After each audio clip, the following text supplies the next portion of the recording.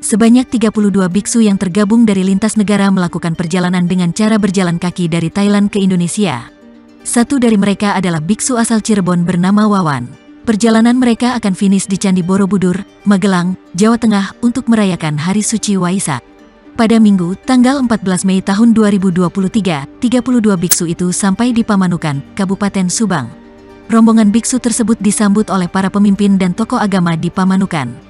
Setelah beristirahat dan bermalam di Vihara Sila Persada Pamanukan dan Masjid Al-Mukhlisin Pamanukan, mereka melanjutkan perjalanan ke Indramayu dan Cirebon, Senin, tanggal 15 Mei tahun 2023. Ketua Vihara Sila Persada, Sugandi, mengatakan para biksu tersebut berjalan kaki dari Thailand, kemudian ke Malaysia, Singapura dan ke Indonesia. Mereka akan menyelesaikan misi pada tanggal 4 Juni untuk memperingati Waisak di Candi Borobudur. Sugandi mengungkapkan tujuan para biksu melakukan perjalanan puluhan ribu kilometer itu untuk melakukan perjalanan religi.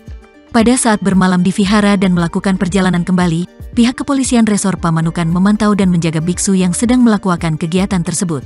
Camat Pamanukan, Vino Subriyadi, menyambut baik kegiatan tersebut. Kegiatan tudong dimulai pada tanggal 25 Maret tahun 2023 dari Wat Pra Mahatat Varamahakauhan, Provinsi Nakhon Si Thammarat, Thailand. Diketahui, tradisi tudong sudah jadi tradisi sejak ratusan tahun lalu. Tudong merupakan perjalanan religi dan ditempuh dengan cara berjalan kaki puluhan ribu kilometer.